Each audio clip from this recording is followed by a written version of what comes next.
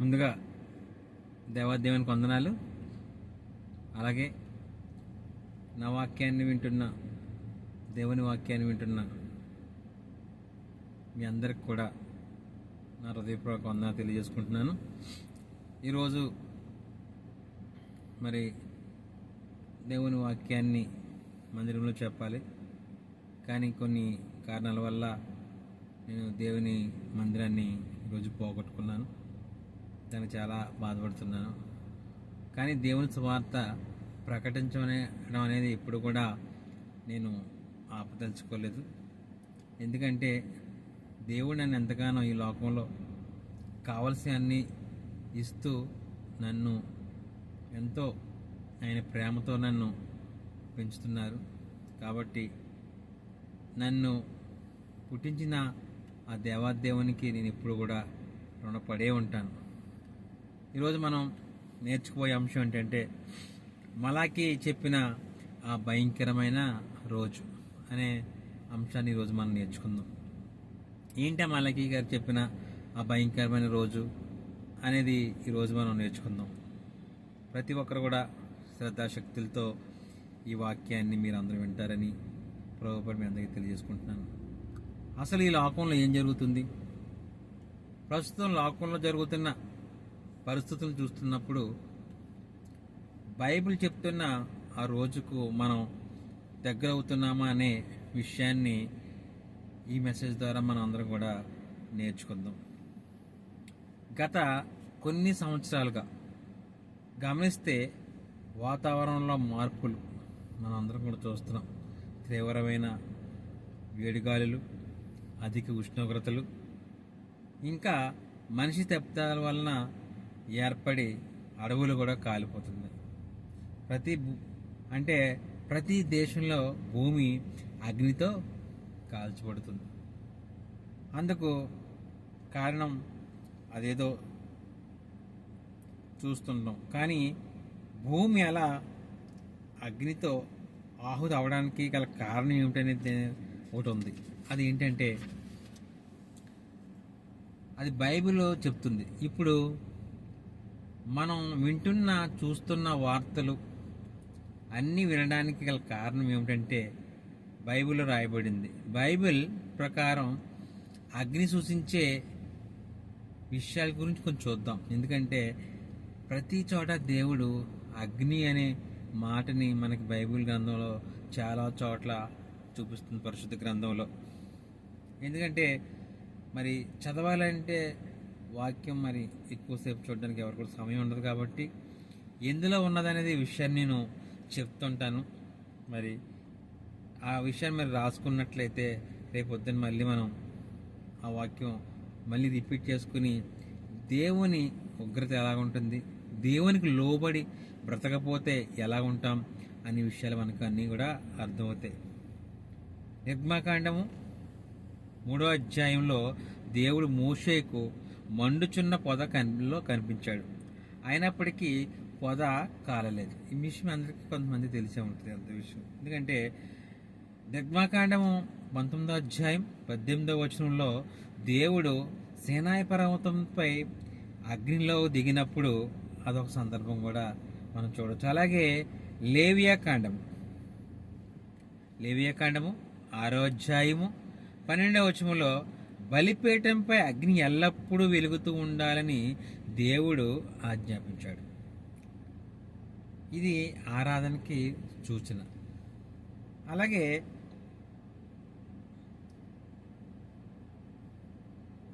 ఇంకో విషయం చూసినట్టయితే దావీదు బలి అర్పించినప్పుడు దేవుడు ఆకాశం నుండి అగ్ని పంపబడింది. మరి అలాగే కీర్తన గ్రంథము 89వ అధ్యాయం 46వ వచనంలో చూసినట్లయితే దేవా, ఇంతవరకు నీవు దాగియుందువు, నిత్యము దాగియుందువా? ఎంతవరకు నీ ఉగ్రత అగ్నివలే మండును? చూసారండి వాక్యాన్ని. ఈ వచనంలో దేవుని ఉగ్రత అగ్నితో పోల్చబడింది. దేవుని ఉగ్రత అంటే మనం అందరం కూడా ఆషామాషిగా తీసుకుంటున్నాం. ఎందుకంటే ఆయన ఉగ్రత ఎలాగ ఉంటుందంటే అగ్నితో పోల్చబడిందండి. ఎందుకంటే మనం ఆయన అందు భయభక్తులు కలిగి జీవించినట్లయితేనే కానీ మనం బ్రతకలేం ఈ లోకంలో. ఎందుకంటే ఆయన ఉగ్రతను తప్పించుకోవాలంటే ఎవరి తలం కాదండి. ఆయన అందు భయభక్తులు కలిగి జీవించినప్పుడే మన ఈ లోకంలో జీవించగలం ప్రియమైన దైవ సంగమా. ఎందుకంటే ఈ వాక్యాన్ని వింటున్న వారు అందరూ కూడా గ్రహించాలి. ఈ వచనంలో దేవుని ఉగ్రత అగ్నితో పాల్చబడిందండి. అంటే అగ్ని దేవుని కోపానికి గుర్తుగా కనపడుతుంది. దేనికి కనపడుతుందండి? దేవుని కోపానికి ఏం కనపడుతుందండి? అగ్ని. నిజంగా అలాగే యెషయా గ్రంథం 66వ అధ్యాయం 15వ వచనం ఒకసారి చూడండి. చూస్తే ఆలకించుడి, మహాకోపము ప్రతీకారము చేయుటకును అగ్ని జ్వాలలతో గద్దించుటకును దేవుడు అగ్ని రూపముగా వచ్చున్నాడు. ఎలా వస్తాడండి దేవుడు? అగ్ని రూపముగా వచ్చున్నాడు అంటున్నాడండి. మరి ప్రతి విషయంతో అగ్ని దేవునితో పోల్చబడిందండి. నిజంగా మరి ఎంత మనం భయపడిపోవాలని దేవుని వాక్యం అంటే ఏంటండి? దేవుడై ఉన్నాడు. మరి వాక్యానికి మనం భయపడకుండా ఉంటామంటే అంటే అగ్నికి నువ్వు భయపడతలేదా? ఈ లోకంలో ఉన్న మంటకే భయపడుతున్నావు. మరి దేవుడు అగ్నితో పోల్చబడి అంటే ఆ మంట ముందు మనం అసలు ఎవరన్నా ఆగలమండి ప్రియమైన దేవుని సంగమం? ఆయన రథములు తుఫాను వలె త్వరపడుచున్నవి. దేవుడు అగ్ని రూపంలో వస్తున్నాడు. ఇంటి రూపంలో వస్తున్నాడు. మరి చూసారు, ఇవన్నీ కూడా చూడండి. కొన్ని దేశాల్లో అడవులు తడగలబడిపోతున్నాయంటే చూసారంటే పాపం ఎక్కువైన చోట దేవుడు అగ్ని వల్ల వచ్చి అక్కడ మొత్తం నశింప చేస్తున్నాడు. మరి అని యెషయా ప్రవక్త గారు రాశారు కదండి. ఇలాగే అనేక లేఖనాలు మనకు చెప్పే విషయం అగ్ని దేవుని ఉగ్రతకు ఆయన చేయబోయే తీర్పు గుర్తుగా కనబడుతుంది. ఇలా అగ్ని దేవుని ఆరాధించడానికి, దేవుని సన్నిధికి, పవిత్రతకు, శుద్ధతకు, పరిశుద్ధాత్మ శక్తికి సూచనగా ఉంది. దేవుడు ఎందుకు అగ్నితో ఈ భూమిని తీర్పు తీర్చాలని అనుకుంటున్నాడు? ఈ విషయం గురించి ఒక్కసారి ఆలోచన చేసినట్లయితే మన అందరికీ సహజంగా గుర్తొచ్చే ఒక సందర్భం కనపడుతుంది. అది తెలుసా మీకు? మీ అందరికీ తెలుసు ఆ విషయం. ఎందుకంటే ఇది తెల్లని వారు ఎవ్వరూ ఉండరు సాధారణంగా. అగ్ని గురించి సందర్భం ఏంటంటే సహజంగా గుర్తుకొచ్చే విషయం ఎవరంతా చెప్పండి, మీకు తెలిసే ఉంటుంది. ఎందుకంటే అందరికీ తెలిసిన విషయం ఏంటంటే సొదొమ గొమొర పట్టణాలు. ఎవరైనా సరే అగ్నితో కాల్చిపడిన ఏమన్నా ఉన్నాయండి ఏంటంటే సొదొమ గొమొర అనే పట్టణాలు. అక్కడ ప్రజలు దేవునికి వ్యతిరేకంగా చేసిన పాపములు మనకు గుర్తుకు వస్తాయి. యేసుక్రీస్తు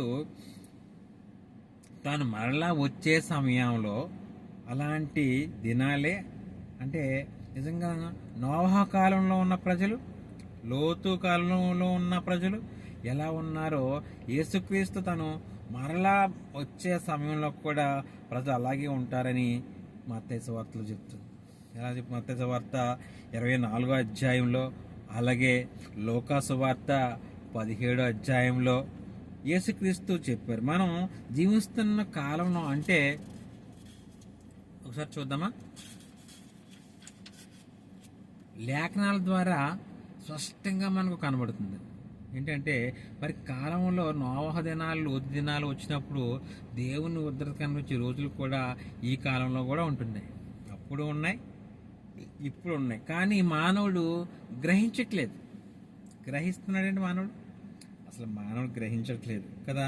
ప్రతి దేశంలో వ్యభిచారాలు, వ్యసనాలు, ధూమపానం, విగ్రహారాధన, సాతానారాధన, అన్యాయం, అక్రమం, అవినీతి, ప్రేమలేనితనం, అసూయ, ఇంకా అనేక రకమైన పాపములతో మనుషులు జీవిస్తున్నారు కదండి. ఎవరైనా సరే ప్రేమ కలిగి జీవిస్తున్నాడండి?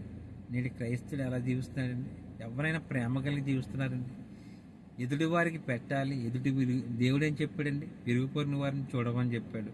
ఇరుగుపొరు వారిని ఎవరైనా బాగుంటేనే మనం తట్టుకోలేము. అటువంటి హృదయాన్ని కలిగి ఉంటున్నా మరి రేపు పొద్దున్న ఆయన ఉగ్రత కంటే ఆయన అగ్నికి ఆహుతి అయిపోతావా?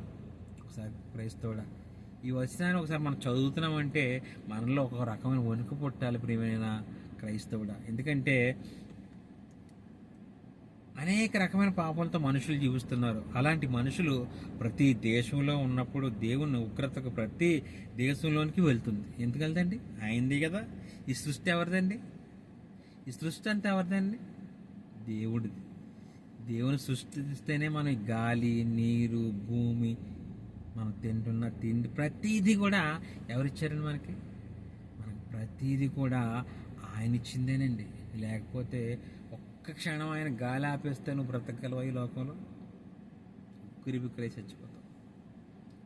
ఆయన ఉగ్రతకు నిజంగా వరదలు ఎన్ని వచ్చినాయండి, లోకాన్ని హెచ్చరిస్తుంది. కానీ మనం గ్రహించలేకపోతున్నామండి. ఎన్ని చూడండి, కరోనా వచ్చింది, అలా మొదటి కరోనా, రెండో కరోనా, మూడో కరోనా, ఎన్ని కరోనా వచ్చింది? కరోనా 2 సంవత్సరాలు 2 సార్లు భయపడ్డారు, మూడోసారి కరోనా అనేది. అది నిర్లక్ష్యంగా దేవుడు మనం ప్రతి విషయంలో కూడా ఒక రకమైన ముందు మనకు ఉదాహరణగా కొన్ని చూపిస్తున్నా మనం సరిదిద్దుకుంటాం అనుకుని ఆయన కొన్ని చూపిస్తున్నా సరే మనం సరిదిద్దుకోవట్లేదు. మన జీవితాలు సంవత్సరాలకి అడవులు కాలిపోవడం, వరదలు రావడం, దేవుని ఉగ్రతకు నిజంగా గుర్తు కనపడుతుంది. లోకమంతా రోజులు గడిచే కొద్దీ కూడా ఎలాగంటున్నారండి, మంచి రోజులు లేకుండానే బ్రతుకుతున్నారు. వచ్చే సంవత్సరం అంతా మనకు మంచిగా జరుగుతుంది అనుకుంటున్నారు, కానీ అనే భ్రమలో ఉంటున్నారు. కానీ నిజంగా దేవుడు వచ్చి ఉగ్రతకు మనం అందరూ బలైపోతాం, దేవుని భయభక్తి కలిగి జీవిద్దాం అనే విషయాన్ని ఎవ్వరు కూడా గ్రహించలేరు. ప్రేమ దేవుని సంగమం, దేవుని వాక్యం తెలిపిన క్రైస్తవులు మాత్రమే రాబోతున్న దినాల్లో ఎలాంటివో కనిపెట్టగలరు. ఎందుకంటే దేవుని వాక్యం తెలిసిన వారే అబ్బో రేపు పొద్దున్న ఈ రోజున రేపటి దినం గురించి ఆలోచించకూడదు, ఈ దినమే దేవుడిచ్చింది, ఈ క్షణమే దేవుడిచ్చింది అనే ఒక రకమైన ఆలోచన కలిగి జీవిస్తాడు క్రైస్తవుడు. ఎలా అంటే నిజంగా ఆ దినాలు ఎలా ఉంటాయంటే యేసుక్రీస్తు చెప్పిన మాట మత్తయి సువార్త 24:21 లోకారంభం నుండి ఇప్పటి వరకు అట్టి శ్రమ కలగలేదు, ఇక్కడ ఎప్పుడునూ కలగబోదు. రాబోతున్న రోజులు గొప్ప శ్రమలను లోకంలో చూడబోతున్న రోజును స్వయంగా యేసుక్రీస్తు అన్నారు. ఎవరన్నారండి? యేసుక్రీస్తు వారి మాటలు చెప్పారు కదండి. మరి ఎందుకు గ్రహించట్లేదండి మనం? ఎందుకు గ్రహిస్తే ఆయన దేవుని భయభక్తులు కలిగి మనం జీవిస్తాం కదండి. నిజంగా ఇప్పుడు మనం చూస్తున్న దేశాల మధ్య యుద్ధాలు, ఎన్ని యుద్ధాలు జరుగుతున్నాయండి ఈ మధ్యకాలంలో? ఎన్ని యుద్ధాలు జరిగినాయండి? ఇజ్రాయెల్ గాజా యుద్ధం జరిగింది, రష్యా ఉక్రెయిన్ యుద్ధం జరిగింది, రీసెంట్గా పాకిస్తాన్ ఇండియా యుద్ధం జరుగుతుంది. కరువులు, యుద్ధాల వల్ల ఎన్ని కరువులు వస్తాయండి, ఆర్థిక సంక్షోభం ఏర్పడుతుంది, ఆర్థిక ఇబ్బందులు వస్తాయి. ఇవన్నీ ప్రపంచంలో గొప్ప శ్రమ దగ్గరకు తీసుకుపోతున్నాడు. ఆ శ్రమలన్నీ భూమి ఆ ఒక్కదినం కోసమే సిద్ధపరుస్తుంది. నిజంగా మనం ఇంత కాలంగా భూమిని జీవిస్తున్న విపత్తులన్నీ కూడా రాబోతున్న ఆ ఒక్క దినం గుర్తించే అదే ఎలాంటి దినమో తెలుసా? యేసయ్య చెప్పినట్లు దేవుడు అగ్ని రూపంగా వస్తున్నాడు.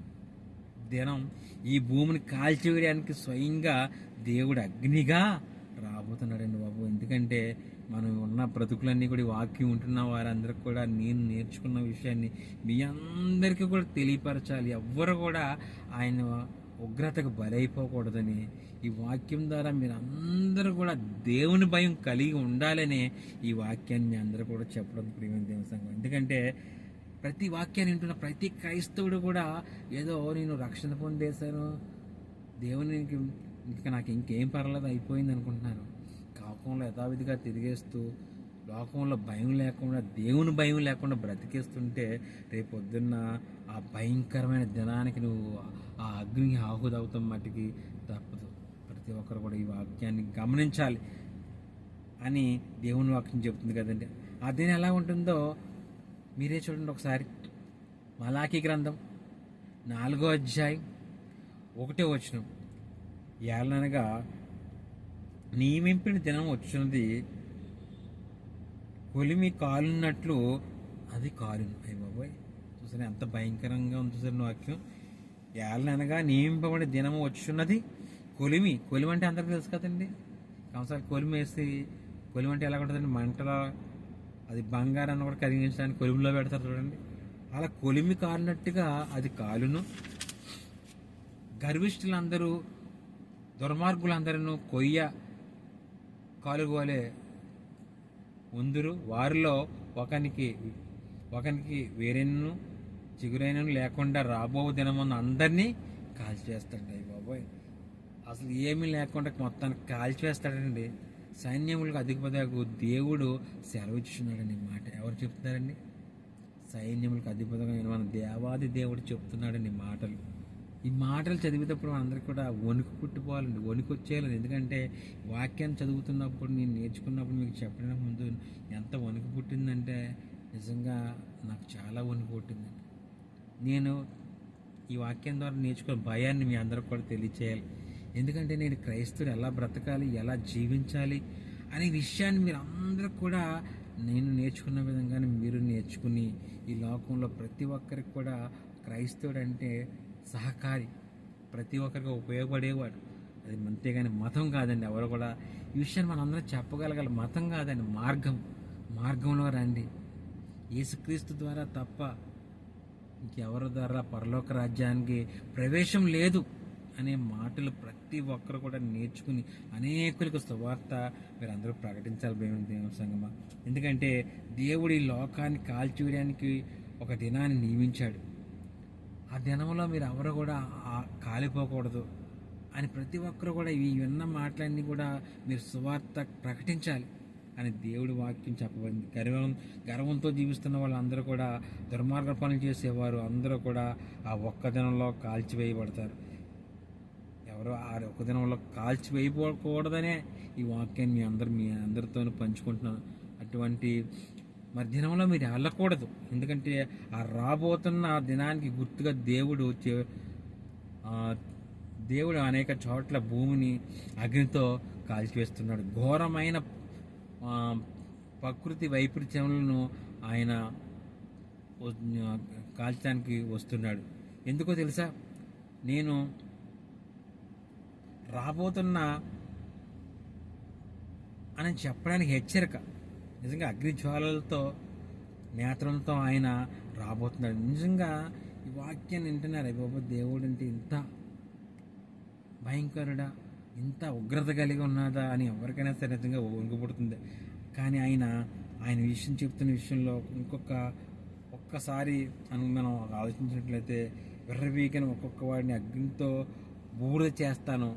ఆ అగ్నిని ఎవరు కాదు, దేవుడు ఎప్పుడు కూడా హెచ్చరిక చేయకుండా తీర్పును తన ఉగ్రతకు లోకంలో నిజంగా నోవాహు కాలంలో దేవుడు ఉద్దేశం అందరికీ, నోవాహు ఏం చేశాడండి? నేను చదివేటప్పుడు మీకు అర్థం అవ్వని మళ్ళీ రిపీట్ చేసి చెప్తున్నాను. నోవాహు కాలంలో నోవాహుని పంపించి అందరినీ కూడా సువార్త చెప్పాను. రండి, దేవుడు ఇక్కడున్న దేశాన్ని అందరినీ కూడా ఇక్కడ అంతా కూడా నాశనం చేయబోతున్నాడు, మీరు ఈ కోడలోకి వచ్చాను అంటే ఏం చేశారండి? ఎరునవ్వు నవ్వారు. ఎక్కడికి వస్తాం, నీరు వస్తాం ఏంటి, ఇక్కడికి పడవ తేలుతాం ఏంటి, నువ్వు కట్టి ఓడ తేలుతాం ఏంటి, ఇలాగా వాళ్ళు వెర్రినవ్వు నవ్వారండి. ఇప్పుడు లోకంలో కూడా దేవుని మాటలు చెప్తున్న వారు అందరూ కూడా చెప్తుంటే వెర్రినవ్వే నవ్వుతున్నారు. తండ్రి బాబు, యేసుక్రీస్తు ద్వారా తప్ప ఎవరి ద్వారా పరలోక రాజ్యానికి ప్రవేశం లేదు అని చెప్తుంటే అందరూ కూడా ఆ నోవాహు కాలంలో ఎట్లాగా నవ్వారో ఇప్పుడు కూడా అలా పిచ్చిగా నవ్వుతున్నారు తప్ప అసలు దేవుడి విలువేంటో, దేవుడు అంటే ఏమిటో, దేవుడి లోకానికి దేవుడు అనే విషయాన్ని ఎవరు కూడా గ్రహించలేదు. ప్రేమ దేవుని సంఘం. అందుకే నోవాహు ద్వారా భూమి మీదకు జలప్రళయం రాబోతుందని తెలియజేశాడు. కానీ ఎవరూ నమ్మలేదు. దేవుని తీర్పు జలప్రళయం మరణించేలా చేసింది. లోతు దినాల్లో కూడా దేవుడు 10 మంది అన్న మంచోళ్ళు ఉన్నారని అడిగితే కానీ ఒక్కరు కూడా లేరు. కానీ అన్నాడు, ఒక్కరున్నా సరే ఆ దేశాన్ని రక్షిస్తానన్నాడు. కానీ ఒక్కరూ లేరు, కాపాడుతానన్నాడు. ఎవరైనా ఉన్నారండి? చివరికి దేవుడు దూతలతో కూడా పాపం, చివరికి అక్కడ సొదొమ గొమొర్రా ప్రజలు ఎలా తయారైతే చివరికి దేవుని దూతలతో కూడా పాపం చేయడానికి సిద్ధపడిపోయారు. అలాంటి చూడండి, ఒక మంచివాడు చెడ్డవాడితో ఉన్నాడు అనుకోండి, ఏం చేస్తాడు? అన్ని చెడ్డవాడిగా చేసేస్తాడు. అలాగే సొదొమ గొమొర్రా ప్రజలు కూడా అలాగే తయారైన ఒకరు చూసి ఒకరు, ఒకరు చూసి ఒకరు, అందరూ కూడా పాపాత్ములు అయిపోయినమాట అండి. ఎవరైనా ఒక్కళ్ళైనా సరే దేవుని వాక్యం తెలుసుకుని అక్కడ ప్రజలను ఎవరన్నా మార్చగలిగారండి? ఎవరు కూడా మార్చలేదు. మార్చిపోతే ఏమయ్యాడు? దేవుడికి కోపానికి ఏమయ్యారండి? కాల్చేసాడు అగ్నితో శుభ్రంగా. మరి దేవుని తీర్పు దహించి బూడిద తీసేసిందండి. నిజంగా ఆయన అగ్ని వాళ్ళ ఏమైపోయారండి? ఆహుతి అయిపోయి బూడిద అయిపోయారు మొత్తం. నిన్న నేడు కూడా ఏకరీతిగా ఉన్న దేవుడు ఇప్పుడు ఈరోజు ఈ క్షణం కూడా అదే విధంగా ఉన్నాడు. ఎందుకంటే దేవుడు ఇప్పుడు కూడా పాపం ఎంత విస్తరించినా సరే ఇప్పుడున్న దినాల్లో పాపం ఎంత దారుణంగా విస్తరించేస్తుంది అంటే చాలా విస్తరించేస్తుందండి. ఎందుకంటే జనాల్లో కూడా ఎవరైనా సరే దేవునికి ఇష్టలుగా జీవిస్తున్నారండి. ఎవరైనా దేవునికి ఇష్టలుగా ఎవరు కూడా జీవించట్లేదండి. ఎవరి స్వలాభాలకి, ఎవరి పనులకి వారు ఇంకా మొత్తం ఎదుటివారికి సాయపడాలి అనే విషయంగా తన కోసమే అనే ఒక రకమైన అసూయ డమ్మంతోనే ఈ లోకంలో మనిషి జీవిస్తుంది. ఎవరైనా దేవునికి ఇష్టలుగా బ్రతుకుతారండి? జీవిస్తుంటే వాళ్ళని రక్షించడానికి రాబోతున్న దేవుడు ఉగ్రత నుండి ఆయన తప్పించడానికి ఆయన మీద ప్రేమ కలిగి దేవుడు ఎల్లప్పుడూ సిద్ధంగా ఉన్నాడు. నిజంగా ఎప్పుడు కూడా మనం దేవునికి ఇష్టలుగా జీవించామనుకోండి, దేవునికి ఇష్టలుగా జీవించినట్లయితే ఆయన వచ్చినప్పుడు మనల్ని అందంగా రక్షించేది. నావాడు, నా బిడ్డ. చూడండి, కోడి తన పిల్లలను రెక్కల చాటును ఎలా దాచుకుంటుందో నన్ను కూడా ఆయనకి ఇష్టలుగా బతికితే ఆయన కూడా మనల్ని అలాగే కాపాడతాడండి. నిజంగా మహా గొప్ప రక్షకుడ మన కోసం వస్తున్నాడండి. మనం ఎంత ఆనందంగా ఎదురు చూడాలని ఆయన కోసం, ఎంత ఆనందంగా ఎదురు చూడాలండి. ఎంత ఆనందంగా ఎవరన్నా ఎదురు చూస్తున్నారా ప్రియమైన దేవుని సంగమా? ఎవ్వరూ ఆలోచిస్తలేదండి. ఎందుకంటే అంటారు, లేదు బ్రదర్. చాలామంది అంటారు, లేదు బ్రదర్, అంతా అయిపోయింది, చాలా తప్పులు చేసేసాను నేను, నన్ను ఏమో రక్షించాడు ఇంకా దేవుడు అని చాలామంది ప్రశ్నలు. ఎందుకంటే పాపం చేసిన వాళ్ళందరూ కూడా ఇదే వేస్తారు ప్రశ్నలు. నేను అన్ని పాపాలు చేసేసాను, చాలా పాపంలో మునిగిపోన్నాను, ఇంకెందుకులే అంటాడు దేవుడు. కానీ ఆయన బిడ్డగా మనల్ని నిజంగా అంగీకరించిన సిద్ధంగా ఉన్నాడండి. ఎలాంటి అవిశ్వాసంతో ఎప్పుడు ఉండకండి, విశ్వాసంతో ఆయన ప్రార్థన చేయండి. ఎలాంటి పాపినైనా క్షమించగల హృదయం మన దేవుడిని. ఎందుకంటే ఎవరి కోసం వచ్చాడండి? ఆయన పాపులను రక్షించడానికే ఈ భూమి మీదకి ఆయన వచ్చాడండి. కానీ ఎవరూ అర్థం చేసుకోలేదండి. అర్థం చేసుకున్నారండి ఆయన? ఆ రోజుల్లో కూడా ఎవరు అర్థం చేసుకోలేదు. ఇప్పుడు అంతే. నిన్ను పాపిగా ఉన్న నన్ను అందరినీ కూడా రక్షించడానికి ఆయన ఈ భూమి మీదకి వచ్చాడు. కానీ ఎవరైనా ఒక్క రోజైనా సరే ఆయన కోసం ఆలోచిస్తున్నారండి? నిజంగా ఇందాక మనం మలాకీ గ్రంథం 4:1 చదువుకుందాం. ఇందాక మనం చూసింది కాకుండా ఇప్పుడు అదే మలాకీ గ్రంథము 4:2 చూడండి ఒకసారి. ఇక్కడ ఏమంటున్నాడు దేవుడు? నిజంగా ఎంత ప్రేమమయ్యో మనకి వాక్యం ద్వారా తెలుస్తుంది. అయితే నా యందు, ఎవరందండి? దేవుని యందు భయభక్తులు గలవారు నిజంగా ఆయన యందు భయభక్తులు కలిగి ఉంటే నిజంగా ఆయన ఎప్పుడు కూడా మనల్ని ప్రేమగా హత్తుకుంటాడండి. మనల్ని తీసుకుంటాడు ఆయన.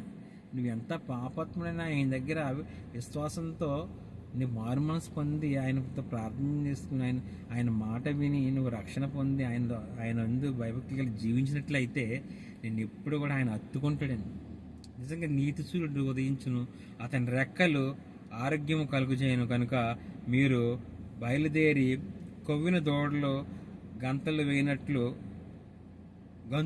వేయుదురు. కొవ్విన దూడలు గంతులు వేయినట్లు వేయుదురు. ఒకటే వచనంలో అందరినీ కాల్చి వేస్తానన్న, నిజంగా చూడండి మలాకీ గ్రంథంలో ఏమన్నాడండి? 4:1 ఏమన్నాడు? అందరిని కాల్చి వేస్తానన్న దేవుడు ఆయన నామందు భయభక్తులు గల వారిని రక్షిస్తాడు. ఎందుకంటే ఆయన అందు భయభక్తులుగా జీవించిన ప్రతి ఒక్కరిని కూడా ఆయన రక్షిస్తాడండి. ఎందుకంటే ఈ లోకంలో చూడండి, ఎవరైనా సరే తండ్రి మాట విన్నాం అనుకోండి, ఈ లోకంలో తండ్రి మాట విన్నాను కొడుకుని ఏం చేస్తాడండి? ప్రేమిస్తాడు. ఆ ప్రేమించి నాన్న నాకు ఇది కావాలన్నా అనుకోండి, వెంటనే కొనిస్తాడు నీకు. అలాగే దేవుడు కూడా ఆయన ఎందుకు భయభక్తులుగానే ఉన్నాం అనుకోండి, ఎప్పటికైనా సరే ఎటువంటి ఆపదలనైనా సరే నుంచినైనా సరే నిన్ను ఆయన ఇప్పుడు నీ వెంటే ఉండి రక్షిస్తాడు. రాబోతున్న శ్రమల నుండి నిన్ను తప్పిస్తాడని దేవుడు చెప్తున్నాడు. మనకు రక్షించడానికి సిద్ధమే. ఆయన ఎప్పుడు కూడా రక్షించడానికి సిద్ధంగానే ఉన్నాడండి. అయితే మనం అపవాదిని మన హృదయంలో చోటించి పాపం చేయడానికి అవకాశాలు ఇస్తున్నాం. నువ్వు ఎప్పుడైతే అపవాదిని విడిచిపెట్టి దేవునికి నీ హృదయంలో చోటిచ్చావో ఎప్పుడు కూడా నువ్వు ఈ లోకంలో తిరిగి లేని వాడిగానే ఉంటావు. ఎందుకంటే మరలా పాపం చేసి మరలా పాపం చేస్తున్నాం అనుకోండి, అప్పుడు దేవుని ఉగ్రతకి మనం అందరం కూడా బలవ్వాలి. ఎందుకంటే ఒకసారి ఈ లోకం ప్రతి ఒక్కరు పాపుల కోసమే దేవుడు వచ్చాడు. పాపం చేసినప్పుడు ప్రతి ఒక్కరు కూడా పశ్చాత్తాపడి ఆయన దగ్గర పాపాన్ని ఒప్పుకున్నట్లయితే ఆయన ఎప్పుడు కూడా చేరదీయడానికి సిద్ధంగా ఉన్నాడు ప్రియమైన దేవుని సంఘం. ఎందుకంటే ఆయన రక్షణ అవకాశాన్ని తీసుకోవడానికి సిద్ధంగా ఉండాలి. మనం ఇప్పుడు కూడా సిద్ధంగా ఉండాలి. ఆయన ఎప్పుడు వస్తాడని సిద్ధంగా ఉండాలి. మనం ఇప్పుడు కూడా ఆయన కోపానికి గురి కాకూడదు ప్రియమైన సంఘం. ఎందుకంటే చాలామంది దేవుని వాక్యాన్ని నిర్లక్ష్యం చేస్తున్నారు, అలాగే సమయాన్ని పాడు చేసుకుంటున్నారు. దేవుని వాక్యాన్ని మందిరానికి వెళ్లకుండా చాలా ఏదైనా ఫంక్షన్ ఉంటే వ్యర్థమైన ఫంక్షన్లు కూడా దేవుని వాక్యాన్ని, ఎందుకంటే దేవుని మందిరం ఒక దినము గడిపట కంటే 1000 దినముల కన్నా శ్రేష్టం. ఎందుకంటే ఒక్క దినం ఆయన మందిరంలో కదా 1000 దినముల కంటే అని చెప్పిన మాటని మనం తలుచుకుని నిజంగా ఒక్కరోజు ఆరాధన పోగొట్టుకుంటే ఏదో పోగొట్టుకున్నట్టే ఉంటుంది. ఎందుకంటే ఆయన ఎంత భయభక్తులు ఆయన్ని ప్రేమిస్తే ఆయన ప్రేమ రుచిని వెరిగితే కనుక ఏ రోజైతే ఆయన మందిరాన్ని నువ్వు పోగొట్టుకున్నావు ఆ రోజు నిజంగా నీలో ఒక రకమైన బాధ నీ హృదయాన్ని కలిసివేస్తుంది. మరి ఇలాంటి మాటలు, ఇలాంటి ఉగ్రతమైన మాటలు, ఎన్నో మాటలు మీరు ఈరోజు వాక్యం ద్వారా నేర్చుకున్నారు. కాబట్టి మలాకి చెప్పిన ఆ ఒక్కరోజు అనే మాటలు మీరు నేర్చుకున్నారు. కాబట్టి గ్రంథంలో చెప్పిన ఆ ఒక్కరోజు అనే మాటలు మీరు నేర్చుకున్నారు.